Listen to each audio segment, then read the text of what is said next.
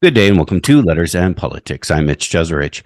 With a looming fight on Capitol Hill over the debt ceiling, today we are going to be in conversation about the origins of austerity. My guest argues that austerity really begins in the way that we understand it in the early 20th century. My guest is Clara E. Mattei. Clara Mattei is assistant professor of economics at the New School for Social Research in New York City, and she is the author of the book that she joins us to talk about called The Capital Order: How Economists Invented Austerity and Paved the Way to Fascism. Clara Mattei, it is my very good pleasure to welcome you to this program. It's fantastic to be here. Your story really begins in the early 20th century, the time of World War I, in which you say that capitalism was in an extreme crisis. What's happening with the economic system of capitalism during the time of World War I? Right. So the Capital Order is a book that uses a historical lens, or better, historical political economy, to be able to understand the logic of what is still happening today. So in order to understand why we cannot dismiss austerity merely as a policy mistake, if we want to be critical of it, but we need to understand that austerity is actually quite intelligent in being able to protect the foundations of our society, meaning the fact that we are all accepting our conditions as low-paid wage workers. Well, we need to bring it back to a century ago, exactly to what happened after the Great War. So in 1918, between 1918 and 1920, those were the years called the Red Years, years of opening up of a spectrum of post-capitalist alternatives that had emerged thanks to the fact that with the Great War, the state had intervened massively as main producer and main distributor, and especially main employer. So it had basically breached its natural boundaries, natural in quotes, boundaries of action, and repoliticized the market. Meaning that people started realizing that actually wage relations and private property of the means of production, which are kind of the basis of our society still today, were not givens, facts that we should just accept, but they were the outcome of explicit political decisions of the state to preserve them.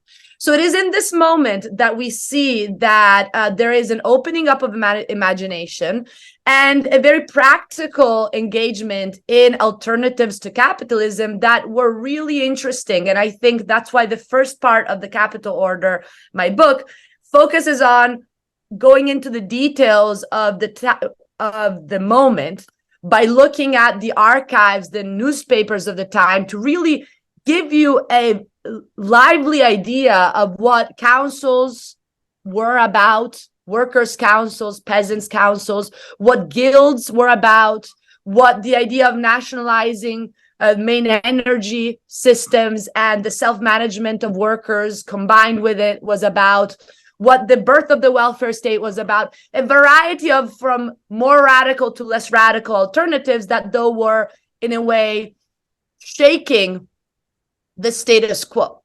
And it's in this moment, I argue, that austerity emerges as a militant response to this disorder of capitalism, in order to tell people, you know what, you're wrong. There's no way out of here. We just need to accept the system as it is. We need to sacrifice. The motto coined in 1919 at Brussels, the first international financial conference, was produce more, consume less. The motto was live hard, save hard. I know I forgot the third one, and work hard. So this was the idea, right? The idea was that the only reason to get out of an economic crisis is for people to realize they have lived beyond their means, they're demanding too much, and now they have to just accept to get back to what is the class appropriate behavior of the workers, which is, again, to produce more efficiently and to consume less.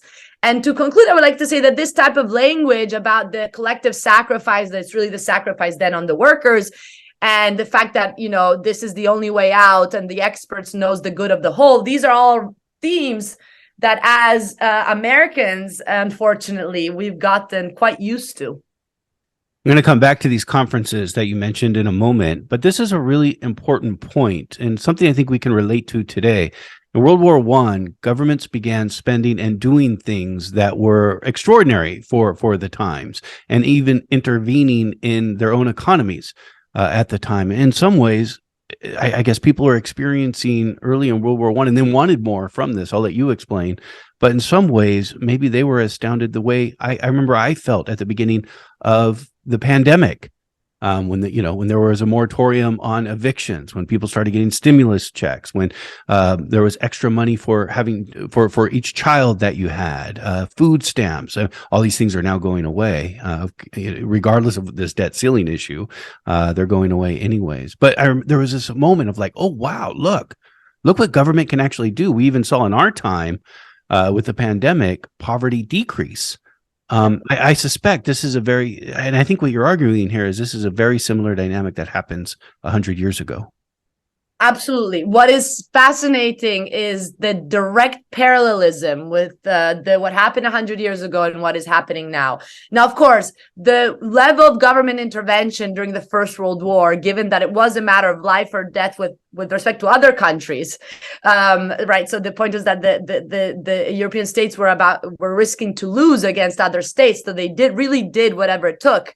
Was a much more vigorous state intervention than what we saw with the COVID pandemic. Especially the nationalization of main industries was something that we did not see at our time. But certainly the distributive measures, which were measures ultimately of social appeasement to avoid the continuing of riots, we can say that we saw break out actually during the pandemic, to avoid at the time having people renounce participating in the war effort, you had to redistribute something to the people. And this became very obvious to the bureaucrats, and it's something that, again, we saw. Now, what is important to note is that for a capitalist economy to run smoothly, there are precise limits to what the capitalist state can do. Why? Well, because as soon as the limits are a little bit tweaked, we see that, again, people start realizing that the economy is not an object that is immutable, but they can actually have a say and potentially change the way they live, right? So what is fascinating is that for many, the reason why Americans right now have left the workforce, the Great Resignation, with 46 million Americans leaving their jobs just in 2022, with similar numbers in 2021, with the labor market becoming tight, with the big scare from the part of the experts in power that the labor market is not working because people are just not willing anymore to accept a harsh life of precarious and low-paid labor, because they saw that there were all these alternatives. And we know that actually the Trump and the Biden administration gave really crumbs to workers and to citizens with respect to what they gave to the big bailouts and supports of big business. But at the same time, these crumbs were enough to open up imaginations of the fact that maybe wage relations could be overcome by something different. And it is really interesting because in 1919, 1920, of course, there were really efforts to imagine democratic production of resources, and there was organized labor was very strong, unionization was growing, especially in the manufacturing sector. But we shouldn't lose sight of the fact that right now we are experiencing, with the post-COVID moment, a surge in unionization also in the United States, especially in the services who have been historically the services with the sector of the economy where the wages were lowest. So the increases in nominal wages that are again a threat for economists have been real, especially in for the marginalized groups. So the weakest of all of us were gaining out of this tight labor market that followed the fact that many were just not willing to accept their condition of wage workers. So it is here that you realize that what we see, the striking back of austerity through deflation, right? The Fed increasing the interest rates That's also And austerity, because we usually think of it that just is also spending austerity. cuts. So Mhm. that is really, really important. It's part of the story I tell, is that we shouldn't reduce austerity to just cuts in the budget. We should understand austerity as a trinity, in which dear money is a big austerity policy. And we see it exactly now striking back in order to protect the labor market, to make sure that people go back to work. What do? Well, you increase the interest rates so that the bargaining power of the workers is diminished. The disciplinary mechanism is the increase in unemployment. And this is something that economists understand clearly, is to make the workforce more vulnerable. You have to increase the competition amongst workers, and this you do if there's less jobs. So what happens is that interest rate hikes, as we are noticing in the last months, are reducing the number of new jobs available. They're actually already setting in motion layoffs. And this is going to allow to bring down the nominal wage increases that were actually improving for the workers. So we see that it will be a mechanism to repress wages. So this is really important to understand, that austerity is a crucial political mechanism to tell people you can't have a better life, and this is just what is necessary for monetary stability. And of course, this is a necessity, which is a political necessity of reinforcing the hierarchical relations in our society. So this is monetary austerity that goes together with fiscal austerity, of course, and fiscal austerity takes the form of cuts, especially in the social expenditures. So let's not be fooled. The fact that the United States right now is spending so much money on the war effort, right? So much money in Ukraine. This doesn't mean there's no austerity. You need to go and check where the money is being spent. And what you see is that it's being spent to boost the military industrial complex, to the detriment of all the social benefits that we know of. In New York right now, they're cutting money on lawyers, public lawyers, who should help out people that are being evicted because they can't afford rent. This is part of the fact that there is money, but it's being spent on certain elites and not on the majority. That is austerity. Including then, to continue, regressive taxation is a huge austerity measure, meaning that taxes go up for us all through consumption tax increases, while there is an allergy, a national allergy about taxing, of course, wealth, to the point that corporate taxes have decreased massively in the last century, and so have the highest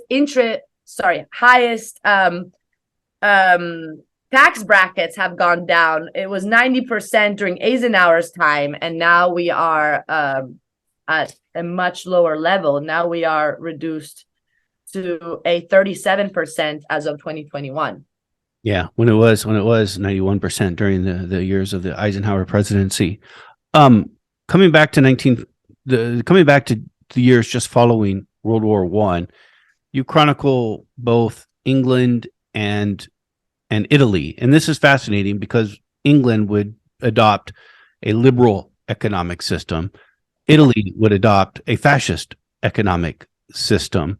I want to talk about both of these. Begin with England's interesting. The years following, you'd have what you call Reconstruction. And is this the birth of the welfare state?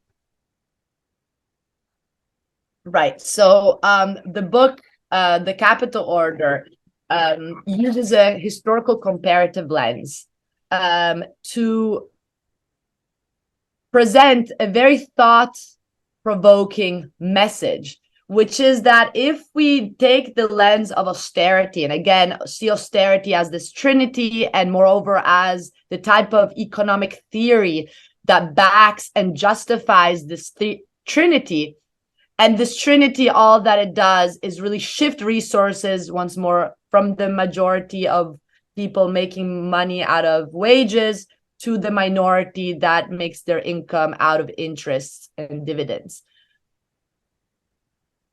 This austerity is crucial to understand that, unfortunately, between liberal parliamentary democracies and historically fascist states like the state of Benito Mussolini in Italy, who came to power in 1922, who is considered the founder of fascism. It's actually the original fascist dictatorship. Well, unfortunately, what the Capital Order highlights is that the treatment that the British Treasury and the Bank of England in Britain were imposing on their citizens through interest rate hikes, curtailment of social expenditures, and privatizations, which is, again, austerity, was very similar to what Mussolini was doing in the 1920s in Italy. So what you see is actually that in both countries, the priority was to safeguard the capital order, once more safeguard the foundation of our capitalist economy and the wage relations. And this meant whatever it takes. In a country like Italy, you would do it, you would need the strong hand of Mussolini's fascist state, because the Italians were considered at the time too restless. We were actually, workers had occupied and were running on their own the majority of the factories in the whole peninsula. And in this moment, actually, the liberals were the first one to say, we got to have Mussolini in power to stop this all. So the backing that Mussolini got from the international and national liberal financial elite and liberal intellectuals is incredible, because they understood quite well that in order to preserve the foundation of capitalism, he was the only one who was willing to enforce brutal austerity on the population, and could do it because political repression was real. People were being killed and murdered if they did not accept austerity as the only way forward. But tell me So about what you see I do want to know about these expansions, though. The expansions before sort of the austerity. Right, that's what I was getting at. Right, exactly. So this is these are all, again, countermeasures to what was happening immediately before. Because with the end of the First World War, the Ministry of Reconstruction in Great Britain, founded in 1917 and very, very active in 1918 and 1919, the Ministry of Reconstruction was envisaging a new birth for the British economy, and in general for the European economy at large. And the words at the time were words of, there's no way we're going to go back to the old ways. We are here to see a new future. That's what we were saying with COVID, the early years of COVID. Right. And so this is, for example, the British civil servant, Alfred D. Hall. He says, for no one, this he was writing 1919, for no one can doubt that we are at a turning point in our national history. A new year has come upon us. We cannot stand still. We cannot return to the old ways, the old abuses, the old stupidities.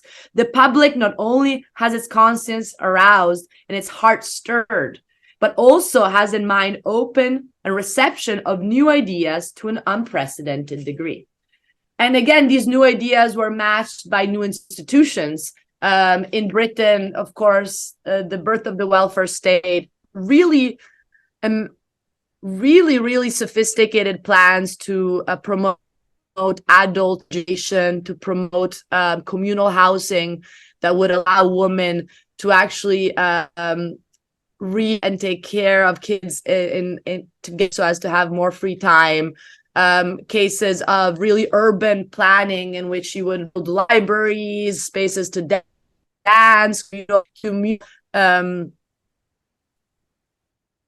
areas. All this was a great future that was being envisaged, and it was completely smashed by the austerity that took over just in 1921, right? So when the Bank of England started increasing interest rate in the spring of 1920, it became much more difficult for local governments to borrow, what we see now, for local governments to borrow now becomes more difficult. And this meant slowly the withering away of all of these promises of social betterment.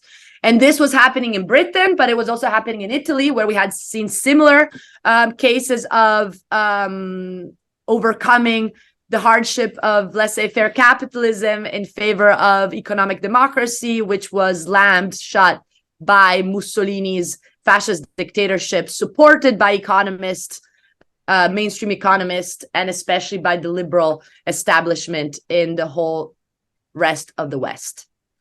This is Letters on Politics, and we are in conversation with Clara Mattei. Clara Mattei is Assistant Professor of Economics at the New School for Social Research in New York City, and she is the author of the book, The Capital Order, How Economists Invented Austerity and Paved the Way to Fascism. Let's look a little more at Italy, which seems in the early years after the war even took a harder, more radical turn than in England. Antonio Gramsci is an important figure in the story you tell in his newspaper. Who was Antonio Gramsci? Antonio Gramsci is still a very, very famous name. He was a Marxian intellectual, but he was not just an intellectual. He was also participating actively in the experiments of the workers' councils during and immediately after the First World War. So Antonio Gramsci became the leader of L'Ordine Nuovo. He founded what is translatable as the New Order, which was a magazine. And the idea of this magazine is that it was tracing directly what was happening at the level of the workplace. So the big intuition of Antonio Gramsci, who we all remember for his prison notebooks, which he wrote when he was in jail, imprisoned by Benito Mussolini, in the later 1920s, he actually wrote those prison notebooks thanks to his experience, which was a practical, direct experience in the councils. So this is one big intuition of the Gramscian philosophy, is that you can only think in an emancipated way if you participate in emancipatory institutions. In other words, thought and action go hand in hand and reinforce one another. So you could only really be able to escape the trap of the bourgeois ideology that tells us that there's no other world possible except for the capitalist system if we participate in actual democratic decision-making processes that can start very small in the workshop, in the council, in the countryside at the time, peasants actually getting together and self-managing the land. So in this sense, Antonio Gramsci, I think, is a very important character of my book because he was the real enemy of the austerity economist, because he was debunking the worldview that had trapped the workers until that moment, which told them that knowledge could only come from the select few, the people writing at their desks in their ivory tower, and that everyone else should just accept the dogmas of the laws of the market as a fact that they are too stupid to understand. So in this sense, Gramsci was really empowering by telling people, no, you can participate in knowledge building, in understanding how the economy works. You can really figure out that actually the source of value in a capitalist economy is the worker himself. The producers, the class of those who actually are exploited, are those that are the engine of our economy, and thus should take back their own centrality and take back their own activity and gain a future which is a democratic future. This is something that I think is still very inspiring for us today, especially in a moment in which economists, mainstream economists, in universities, in the monetary and fiscal institutions, tend to use models that instead say, no, workers are only secondary inputs. What really matters are those who are able to save capital. And thus, we should incentivize those select few. And if this is the model, you clearly understand that austerity is the only solution, because austerity is indeed a set of policies that incentivize the few, that shift resources towards those who the models tell us are those who should benefit because they are actually doing the good for everyone else as well. The Gramsci framework tells us, no, there is class conflict, there is struggle, there is no harmony under capitalism. And if the workers want to have a voice, they need to participate and realize that the models that bourgeois economists impose on us are models that are political and they are there to disempower. Let's talk more about these models again after the creation really of a welfare state in Great Britain, and then just really a radical turn in Italy, as you were saying, with the creation of worker councils and sort of just running their own businesses. And how this spread, you do get a backlash to this, and there's two important international financial conferences. You referenced them earlier, but I do think they're important to dive into some more. That first one is in Brussels in 1919, and then in Genoa in 1922. What's important to know about these conferences?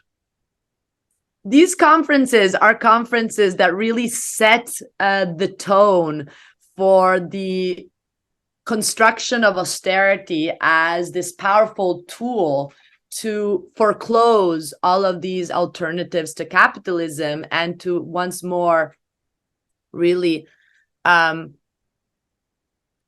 our minds into thinking that this is it, this is all we can get, this is the best we can do. And actually, I can read you some quotes to give you a sense of the type of language that was coined at the time, which is a language that unfortunately we are really familiar with. And here, though, you can really get a sense of encirclement that the economists were dreading. They felt that people were not listening to them anymore, and they were worried about their loss of authority. So R.H. Brand, for example, is a financier, and he was talking of this historical paradox. He says, it is a paradox of the situation that, urgent as is this limitation of expenditure on financial and economic grounds, the whole force of public opinion still seems to be exerted in the opposite direction. The war has led to an almost universal demand for the extension of government function. Workers were encouraged to expect and do expect some new way of life, some greater betterment of their lot. They do not realize the hard truth that a better life can be now reached only through labor and suffering. So again, this hard truth that is work hard, live hard, save hard, which is coined at the time, is a way to tell people it's only the expert who knows the science who is able to understand the viable way forward. And we can tell you that you guys have just lived above your means, and this is completely unacceptable. And it's interesting because this is happening in a moment in which many other economists had actually understood the power of economic planning and the power of actual political management of economic resources that was even more efficient than the market itself, right? This is the very reason why the state had to intervene during the war to manage the economy, was that if it was left to the invisible hand of the market, Britain, for example, would have lost the war, because actually the profit motive was going against the needs of society at that time, right? So the typical example is this example of the shipping industry, in which ships were being sold to the enemy, to the point that really Britain was not capable of fighting back. And thus they had to nationalize shipping and nationalize the production of ships.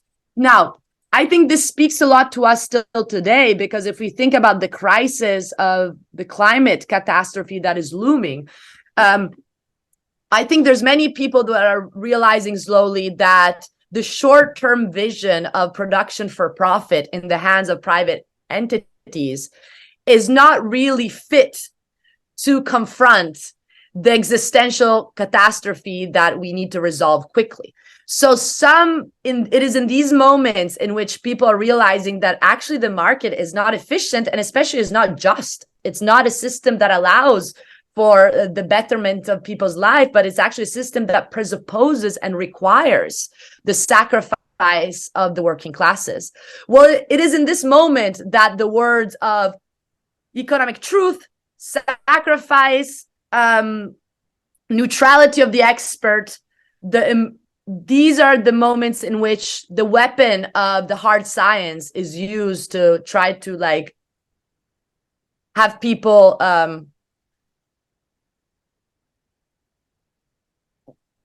kind of lose faith in a possibility of running things differently. Here in the United States, again, our Congress is dealing with the issue of debt limit. Again, your book focuses on England and Italy in the years after World War One. Our debt limit actually comes from World War One. Our debt, the ceiling that we have, comes from World War One. Before World War One, Congress had to approve almost every spending measure.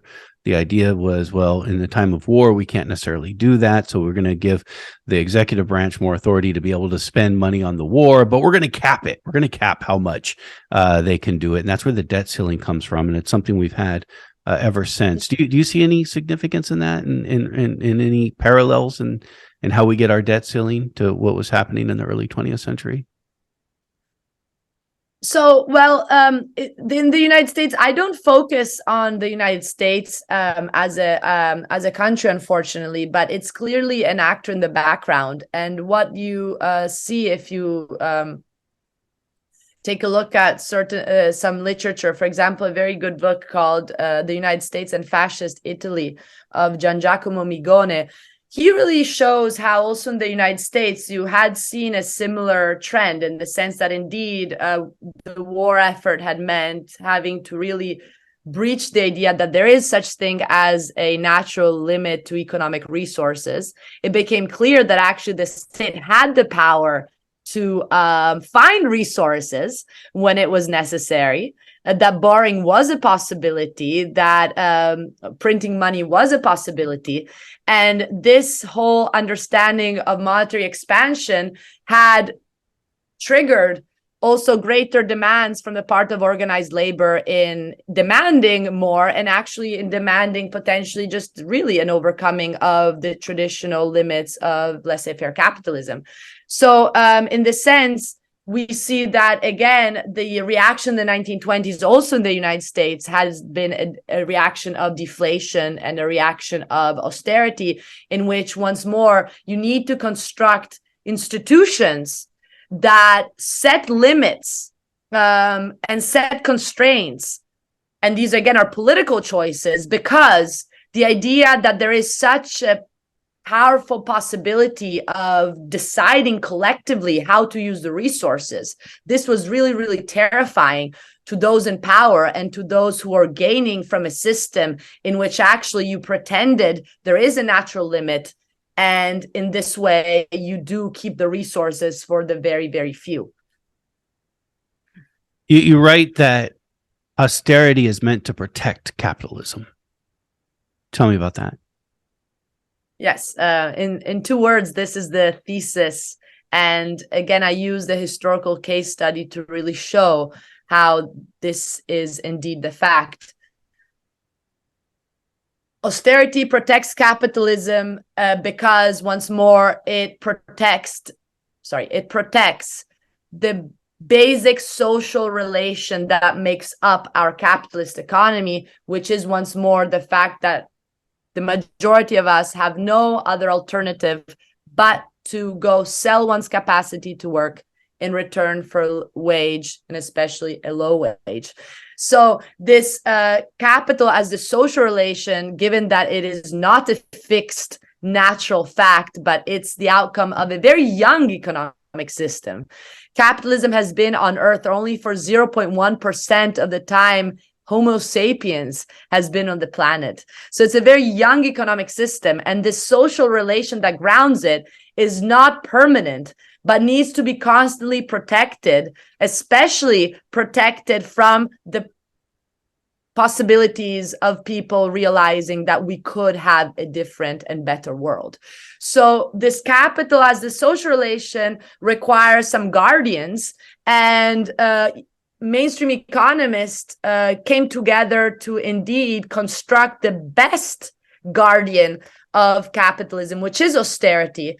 And again, because it works to shift resources away from the people, make people unemployed, privatize, increase the competition of the workers in the economy. This disempowers us. This makes it such that we have to spend all our day working and being worried about making a living. And this takes away resources and spaces for actually discussing, talking, coming together, mobilizing. So, sure, people protest austerity, but these are very defensive protests. The offense, the idea of actually thinking of a better world, that is blocked by the very material compulsion, the coercive effects of austerity upon our lives, and again, also, unfortunately, upon our minds, thanks to these economic models that justify austerity as the policies that are ultimately mirroring the meritocracy in our society. This false idea that those at the top deserve it is also part of the austerity doctrine that I look at from its origins in the 1920s. So if austerity is meant to protect capitalism, does that mean that the welfare state is a threat to capitalism? That's a very good point. So I would say that, unfortunately, for how our economic system works, there is a very limited space for the welfare state that is not a welfare state that is not going to be politically challenging for the capital order. Because the welfare state also protects capitalism, right? I mean, Yes. This is what John Maynard Keynes argued. Absolutely. This is a very important point. So, of course, the welfare state has a role to play, but it has precise boundaries if it doesn't want to risk shaking it up and having people try to break away from the system in general.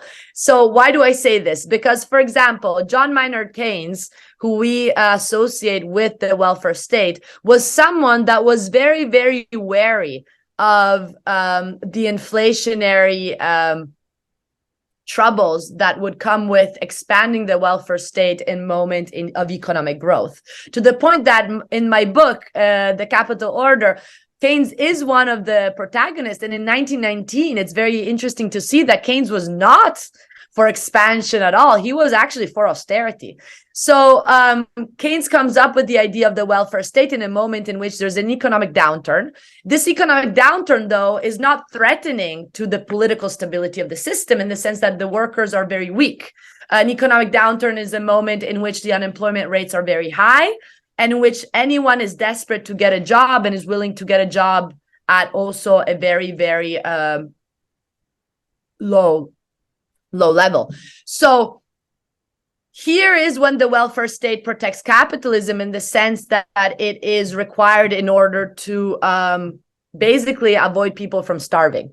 But so there is a role for the welfare state, but it's a role that, of course, has been important historically. The very fact that people are capable of going to work the next day is something that has to do a lot with the state ultimately taking in the costs of the reproduction of the labor force. That is a cost that otherwise the private employers would have to pay for, right? That's kind of like that's almost seen in welfare as actually subsidizing capitalism or capital, right. Corporation. This is a way you could look at. You can look at it. So, of course, there's many cases, and I'm sure the listeners know them. For example, about Walmart actually being able to pay their workers so little because these workers are ultimately like surviving off of public benefits. And this is basically the fact that there's so many workers in the most successful corporations in the world that actually make it thanks to this public benefits is something that is not an exception. It is the rule in our society. So for sure, the state is taking in the costs that would otherwise be costs that the public employee would have to face. However, again, the reason why right now they're thinking about making food stamps conditional on working is really something that I think should get us thinking, because there are limits. If the state started giving money as it did during COVID to people just for as a right, as a matter of being a citizen, this would really, really be threatening to the foundation of our society, which is the wage relation, the fact that people are forced to go and work for a wage. So you see here that it is a thin line between supporting the reproduction of labor, but doing it in a way that doesn't risk getting people to think that actually the state has the power to organize society in a way that is not capitalist. And of course, in that point, we wouldn't be in a capitalist state anymore. We would be thinking about the wholly different society based on wholly different principles. And again, this doesn't require a bloody revolution. This is actually something that could happen through a process of greater empowerment of the people. But this is very, very threatening to an economy that is based on a smooth labor market. And translated in less technical terms, a smooth labor market means that there are wages which are flexible enough, which means that workers are accepting a really meager pay for a lot of work to get done. And the risk of a welfare state is that it risks showing workers that a lot more is possible if only there is the proper political will. I forget the economist's name, so this I probably shouldn't even quote this, but it does, I think, is an interesting point, and I'd like your reaction to it. And again, I forget the economist's name. Somebody, I think was a Marxist, came on stage and told a group capitalism is ending, and everyone started applauding. And then maybe she, again, I don't even remember who it was, then followed up saying, "Oh, don't cheer. What's coming next will be worse." Yes. So I got my the Capital Order. My book was reviewed on the Financial Times, and it got one of the best books of the year 2022. So very prestigious. And the reviewer was saying, if you want to read a powerful book about how economics is political, read the Capital Order. And then it ends by saying, but the author seems to think that there's something better than democratic capitalism, which is not stagnation or dictatorship. This is exactly this type of mentality is the austerity mentality, a mentality that tells you that anything outside of the status quo will be worse, if not impossible. And unfortunately, I think there is also a generational issue. I think that we are in a moment in which younger generations are fed up with this end of history kind of myth, in which indeed we can't now not think about anything different, simply because we are seeing that we are committing collective suicide. And unfortunately, it's collective in the sense that actually the weakest in the globe will suffer the worst out of this climate catastrophe and this complete inequality crisis we are facing globally. But it's not collective in the sense that it's actually, unfortunately, the decisions of very, very few people who run our capitalist economy who are bringing us towards that collapse. And austerity is part of how we are about to face, basically, I think, a collapse and an apocalyptic future, which is not very distant. So I think it is now to tell these people who think that it's anything that is not capitalist is worse, is to tell them, well, you know what? The direction we're in right now is a direction to complete disaster. So either we get more imaginative, and especially if we're willing to realize that those in power are not neutral experts, but they're there with a political agenda of constantly enriching the few rich, powerful ones, that we can really start gaining consciousness, mobilizing, and asking for a different world. And I think this is already happening. And there is a lot of hope if we keep building critical antibodies against the mainstream, and really reading about historical episodes like the one I recount after the First World War, in which you see that these post-capitalist experiments were not just abstractions and were not at all dictatorship-like. Actually, the whole point was to gain back economic democracy. Unfortunately, the Soviet Union itself had to impose austerity. So the Soviet Union was not an alternative as we are thinking, because the Soviet Union was not democratic. But it is the case that the Soviet Union did allow for the West to do a lot of reforms that otherwise probably wouldn't have done, especially social reforms. This said, I think we don't need to get stuck in the idea that the alternatives are communist China and communist Russia, because we very well know that communist China today is also a state run capitalism and an austerity capitalism in much of it, in the sense that the rate of exploitation of workers is extremely high. They have been privatizing for many years. They have entire zones in the countries in which indeed the worst austerity measures are applied. So let's not be fooled about these fake alternatives, and let's really think about alternatives. And the past is full of them. It's just about learning from them and then taking it from here. And finally, I do think this comparison to our moment right now to the years following World War I are important.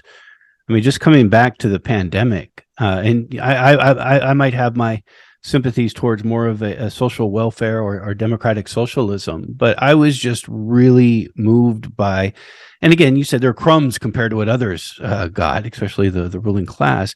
But the government showed what it could do to start to affect poverty in a positive way.